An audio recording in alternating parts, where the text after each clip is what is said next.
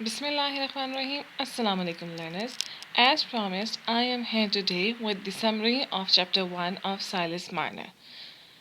Stay tuned on this channel and subscribe this channel for more summaries and for more informative videos. Chapter 1 से आज हम start करेंगे और फिर उसके बाद ग्रेजुअली सारे चैप्टर्स की समरी इस चैनल पे अवेलेबल हो जाएंगी. So stay tuned. So let's start. In the beginning of the novel, a scenario of early 19th century has been discussed, representing the village of Revlo. बिल्कुल start से हम novel का बताएंगे कि जब नावल स्टार्ट की गई है उसका किस तरह से डिस्क्राइब किया गया है, क्योंकि 19th सेंचुरी की सेटिंग है इसकी, उसके बारे में डिस्कस किया गया है कि कैसे उस टाइम के टाइम होता था, लोग कैसे रहा करते थे, और रेवलो का स्पेशली बताया गया है कि कैसे वहाँ पे सारा सेटअप था विलेज का. The beginning paragraphs of chapter deals with Marner's arrival, and the rest of the chapter discusses his life at Lenton Yard 15 years ago. जो शुरू के थोड़े पैराग्राफ्स हैं चैप्टर के, वो साइलस मार्नर जब नावल में आए उसके अराइवल के बारे में डिस्कस किए गए हैं, और बाकी चैप्टर थोड़ा सा फ्लैशबैक में जाता है और 15 ईयर्स पहले लैंटन यार्ड में उसकी लाइफ कैसी थी उस बारे में डिस्कस किया गया है. In early 19th century, some weavers started coming to Revlo who had pale, weakened, undersized figures, bent under heavy backs. They were considered suspicious by the villagers, due to which they started living a life of solitude. शुरू में जब start early 19th century में कुछ viewers वो होते हैं जिनका profession weaving का होता है, यानी कि लूम वगैरह पे उनका कपड़े का काम होता है, वो आना शुरू हो गए रेवलो विलेज में. लेकिन उनकी अपीयरेंस कैसी थी, वो काफ़ी वीक थे, पेल थे और अंडर साइज किस्म के लोग थे, क्योंकि लूम पे काम करके वैसे ही इंसान बहुत ज़्यादा बेंट हो जाता है, तो उनके बेंट फिगर्स थे, और उनको इस वजह से, उनकी अपीयरेंस की वजह से विलेजर्स जो थे रेवलो के, वो थोड़ा सस्पिशियस और अजीब समझे जाते थे, क्योंकि वैसे भी 19th सेंचुरी का टाइम है और विलेज एक रिमोट एरिया का बताया गया है, तो वहाँ की थिंकिंग वैसे ही लोगों की थोड़ी सी नैरो माइंडेड होते हैं, तो इसलिए वो बहुत ज़्यादा सस्पिशियस भी होते हैं, और कोई फॉरेनर आए तो उसको इतनी जल्दी एक्सेप्ट भी नहीं किया जाता, जिसकी वजह से ये वीवर्स जो है वो सॉलिट्यूड यानी कि आइसोलेशन में रहना शुरू हो गए. One such weaver was Silas Marner, who lived in a stone cottage at a deserted stone pit. इसी तरह साइलस मार्नर यानी कि जो प्रोटैगनिस्ट है इस नावल का, वो भी एक वीवर ही था, क्योंकि उसको बहुत ज़्यादा सस्पिशियस माना जाता था जब वो रेवलो में आया, तो इसलिए वो एक अकेले दूर दराज इलाके में, थोड़ा सा गांव के थोड़े से सुनसान इलाके में रहना शुरू हो गया, और उसका स्टोन कॉटेज था, वहाँ पे वो रहना शुरू हो गया. His unique features, weak body and brown protuberant eyes mystified the Revlo boys. उसकी डिस्क्रिप्शन बताई गई है, जिस तरह से वीवर्स का बताया गया कि बहुत वीक थे वो, इस तरह से मार्नर भी बहुत वीक था, और उसकी बहुत बड़ी बड़ी आंखें थीं, और उसके जो इस तरह की अपीयरेंस थी, इसकी वजह से जो रेवलो के लोग थे वो उनको बहुत अजीब सा लगता था वो, और उसके बारे में वो सोचते थे कि ये किस किस्म का इंसान है. His action of loom and ability to cure rheumatism was also a matter of interest as well as a scary thing for the boys of Revlo. जो लूम पे बैठ के वो काम किया करता था, और उसके अलावा उसकी एक और टैलेंट उसके पास क्या था कि उसे रेमेटिज्म, जो हाँ ऑर्थोपेडिक से रिलेटेड डिजीज़ होती है, उसके बारे में जो है उसे क्योर आता था, उसको इलाज करना आता था, जो कि एक येट अनदर सस्पिशियस बात थी रेवलो के लोगों के लिए, तो इसकी वजह से वो उसे स्केरी भी मानते थे काफ़ी. The people of Revlo were superstitious and limited in their lifestyle. Although the village of Revlo was located in the central plain of Merry England, possessing every necessity of life, and people having enough money to enjoy their religious festivals. सारी जो रेवलो था उसकी location कहाँ थी, वो England के बिल्कुल central area में था. इंग्लैंड उस टाइम डेवलप कर रहा था, इंडस्ट्रियल रेवोल्यूशन वहाँ आ रहा था, उसके सेंट्रल एरिया में था, यानी कि रेवलो को बहुत ज़्यादा इससे फ़ायदा होगा इस रेवोल्यूशन से, और क्योंकि सेंट्रल एरिया में है तो बहुत ही फ्लरिश्ड होगा ये. लेकिन फिर भी उनके पास सारी नेसेसिटीज़ थी, लेकिन फिर भी इसके बावजूद वो लोग लिमिटेड किस्म के लोग थे, उनके माइंड सेट जो थे वो काफ़ी लिमिटेड थे और वो सुपरस्टिशियस थे. Marner was living in Revlo for 15 years, but people were still the same for him, especially the one relating to Marner's profession, an agreement with the devil.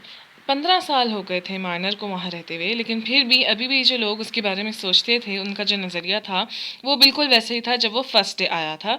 लोग उसको बहुत ही अभी भी सस्पिशियस इंसान समझते थे, और ख़ासतौर पे उसका जो प्रोफेशन था वो काफ़ी न्यू था उनके लिए, तो वो उसे जो है बहुत बुरा समझते थे और समझते थे कि इसका डेविल से कोई ताल्लुक है, because they were superstitious. Silas Marner was an antisocial person. He was not interested to visit someone or welcome anyone. He never went to the village to spend some time with the villagers. क्योंकि इस तरह का behaviour पहले ही लोगों का उसके साथ था, दूसरा ये कि वो फॉरनर था उस एरिया में, तो इसलिए वो एंटी सोशल हो गया और वो किसी में इंटरेस्ट नहीं लेता था, किसी से मिलने जुलने को भी, ना वो अपने घर किसी को बुलाता था, ना वो किसी के यहाँ जाता था. The village girls believed him to be a dead man came to life. People also believed on an additional rumor that Marner has a lot of money saved with him, through which he can buy people wealthier than him. जो village की लड़कियां थीं वो उसे समझती थी कि ये कोई मुर्दा आदमी ज़िंदा होकर आया है. उसके अलावा एक और रूमर उसके बारे में जो अफवाह थी वो ये कि उसके पास ढेर सारे पैसे हैं, जिसकी वजह से वो अपने से बड़े लोग जो हैं या अमीर लोग हैं उनको ख़रीद सकता है. Marner's life from inside had totally changed due to the transition of life he faced after coming from Lantern Yard. He was considered an important person there also because once he had a fit during the prayer meeting in the church. He had also the knowledge of herbs inherited from his mother.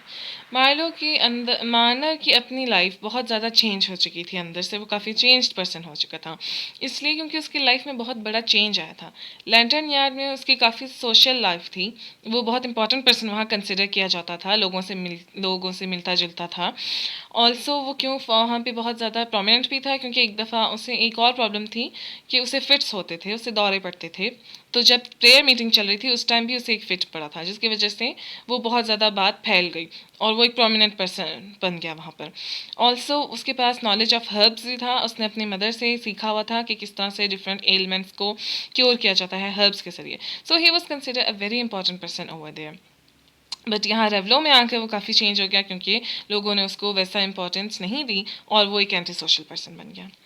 Marner had a friend named William Dane, who was an example of youthful piety. His slanting eyes and closed lips shows hardness of his character. अब एक और character यहाँ पे थोड़ा सा flashback में हमारा chapter चला गया है और यहाँ पे बताया जा रहा है उसकी लैंटन यार्ड में कैसी लाइफ थी, कि वहाँ पर उसका एक फ्रेंड था जिसका नाम था विलियम डेन. वो भी जो है बहुत ज़्यादा प्रोमिनेंट वहाँ पर समझा जाता था इंसान, और उसकी फ़िज़िकल अपीयरेंस भी बताई गई है कि किस तरह से उसके फ़िज़िकल अपीयरेंस से शो होता है कि वो एक हार्ड किस्म का पर्सन था. Marner once had a fit while he was sitting beside Deacon. अब यहाँ से उसकी स्टार्ट होती है स्टोरी जिसकी वजह से लैंटन यार्ड उसने छोड़ा. जो मेन प्लॉट है इस चैप्टर का वो यही है, और ये बता रहे हैं कि फ्लैशबैक में कि लाइफ में उसकी क्या हुआ था लैंटन यार्ड में जिसकी वजह से वो रेवलो आया. When he came to senses, he found out that the deacon was dead. He tried to find William, but he was nowhere to be found. Later, he was informed that the church money was stolen and a pocket knife was found which belonged to Silas Marner. अब एक दफ़ा क्या हुआ कि Marner को ये duty दी गई थी कि चर्च डीकन के पास वो उनकी इयादत के लिए वहाँ बैठा हुआ था क्योंकि जो डीकन थे वो बीमार थे. और मार्नर को जैसे कि पहले बताया गया है कि फिट्स के प्रॉब्लम था, तो उसे उस टाइम भी एक फिट हो गया जिसकी वजह से वो अपने सेंसेस में नहीं था. अब जब वो सेंसेस में वापस आया तो उसे पता चला कि जो डीकन है वो मर चुका है, और उस टाइम उसे पता चला कि इस दौरान जो मनी था चर्च का जो उस वहाँ पड़ा हुआ था वो वहाँ से गायब हो चुका है और चुरा लिया गया है. लेकिन ये बात साइलस पर आ गई क्योंकि जो पॉकेट नाइफ थी वो साइलस की ही थी जो वहाँ से मिली थी, कि चर्च मनी जहाँ से चुराया गया है वहाँ पे साइलस की पॉकेट नाइफ मिली है. Marner was blamed for stealing the money. It was to his shock William had stolen the money and had put the blame on Marner.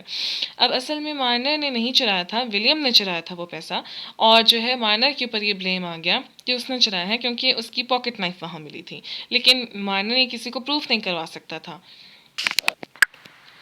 अब ये साबित कराने के लिए कि मार्नर जो है वो गिल्टी है या इनोसेंट है तो ड्राइंग लॉट्स किए गए. After the prayers and drawing lots, Marner was found guilty. and was giving a condition that if he would accept the stealth and repent, only then he would be able to join the church membership. अब drawing lots एक तरीका होता है जो Christians करते हैं, जिसमें पता लगाया जाता है कि कोई इनोसेंट है या गिल्टी। और जब ये सारा रिलीजियस वे से उन्होंने ट्रायल चलाया तो क्या हुआ कि माइनर ही गिल्टी फाउंड हुआ और उसके ऊपर चोरी का इल्ज़ाम आ गया और कहा गया कि तुम जो हो दोबारा चर्च को तब ज्वाइन कर सकोगे जब तुम इस बात को एक्सेप्ट कर लोगे कि हाँ, तुम कन्फेस कर लो कि तुम ही ने चुराई है और उसके रिपेंट भी कर लो, यानी कि माफ़ी भी मांग लो। Also, Sarah, with whom Minor was already engaged, broke her engagement and married William Dane. एक और बुरा जो उसके साथ हुआ माना के साथ वो ये, जो सैरा थी उसकी फियांसी जिसके साथ उसकी एंगेजमेंट हुई थी, ये सब सुनने के बाद उसने माना से अपनी मंगनी भी तोड़ दी और उसके फ्रेंड विलियम डेन से शादी कर ली। With that broken heart and shaken faith on God and men, Minor left Lantern Yard and went to Revlo to live a new life. जब ये सब बुरा उसके साथ हुआ, उसके अपने ही फ्रेंड्स ने उसके साथ बुरा किया और उसके अपनों ने उसको छोड़ दिया, तो उसका दिल टूट गया। और जब ड्राइंग लॉट्स और प्रेयर्स से भी वो गिल्टी ही फाउंड हुआ तो उसका गॉड पे से भी फेथ हट गया, जिसकी वजह से उसने लैंटन यार्ड ही छोड़ दिया और वो रेवलो आ गया अपनी एक नई लाइफ शुरू करने के लिए। So this was the summary of chapter number 1.